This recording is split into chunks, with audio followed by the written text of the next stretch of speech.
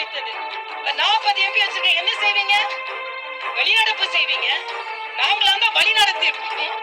நான் ஸ்டாலின் போன்றவர்கள்ட்ட ஒன்றை வைக்கிறேன். உங்க இணையதள வாசிகளை அடக்கி வையுங்கள். சும்மா இஷ்டத்துக்கு எழுதுனா தோல்வி என்பது எல்லாருக்கும் தான் வரும். ஆக இஷ்டத்துக்கு எழுதுறாங்க. மறுபடியும் என்ன பரட்டன்னு ஆரம்பிச்சு சொல்றேன். பரட்டனால இது ஒரிஜினல்பா, இது ஒரிஜினல். விளையாடுறீங்களா? ஆமா, பரட்டா கரெக்ட்னு சொல்லிட்டேன். அது இணையதளவாசிகளை அடக்கி வைங்க. மூஞ்ச விகாரமா போறது. இன்னைக்கு ஒருத்தன் போட்டிருக்கான் மூஞ்ச, என் மூஞ்ச விகாரமா. நான் ஒன்னும் அழகி கிளைக்கெல்லாம் சொல்லிக்கலையே. நாங்க மக்களுக்கு அழுக்காதான் இருப்போம். ஆனா உங்க இணையதள வாசிகளை அடக்கி வைக்கலன்னா எனக்கு கெட்ட கோபம் வரும். அதனால தோல்வி எல்லாம் சகஜம்தான். இப்ப அகில இந்தியாவில் நாங்க வெற்றி பெறலையா? இப்ப 40 எம்பி வச்சிருக்கேன் என்ன செய்வீங்க? வெளிநடப்பு செய்வீங்க. நாங்களாம் தான் வழி நடத்தியிருப்போம். நீங்க வெளிநடப்பு செய்வீங்க. அவ்வளவுதானே. நான் போன வாட்டியே ஒரு பதிவு போட்டேன். காதறந்த ஊசி மாதிரிதான், எதுக்கும் பயன்பட மாட்டாங்க இவங்கெல்லாம். போய் கலாட்டா பண்ணுவாங்க, வெளிநடப்பு செய்வாங்க. இங்க உள்ள எம்பி கடிதம் எழுதுவாங்க. அதனாலதான் ஸ்டாலின் தப்பு செஞ்சுட்டாரு.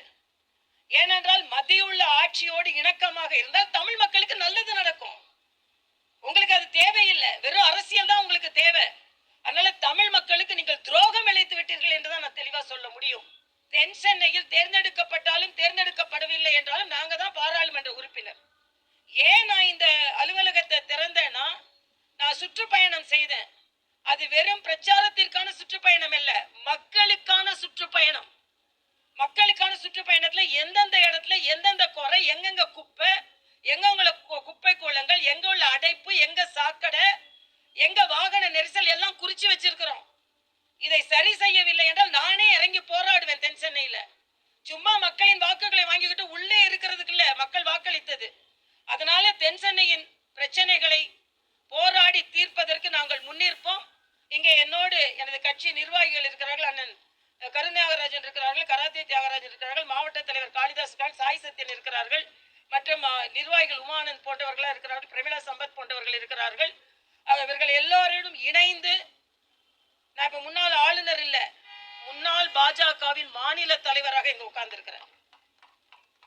எல்லா விதத்திலும் அரசியல் இன்னும் தீவிரமாக எடுப்பேன். பக்கத்துல கூட இவங்க நிக்க முடியாது.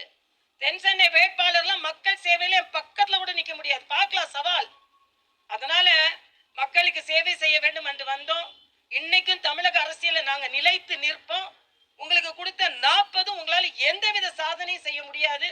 என்னொன்று சொல்கிறார்கள், இப்பவே மத்தியில நிலையான ஆட்சி கிடையாது. நிலையான ஆட்சி தாங்க. என்னைக்கு பலம் பொருந்திய பாரத பிரதமர் நரேந்திர மோடி பிரதமராக வீற்றி இருக்கிறாரோ அப்பொழுது அது நிலையான ஆட்சி தான். அதை நிலைப்படுத்தவும் பலப்படுத்தவும் அவருக்கு தெரியும். அதனால இன்னும் தமிழகத்திலும் நாங்கள் அரசியலை தீவிரமாக முன்னெடுத்து செல்வோம். 2026 களம் எங்களுக்கான களம்.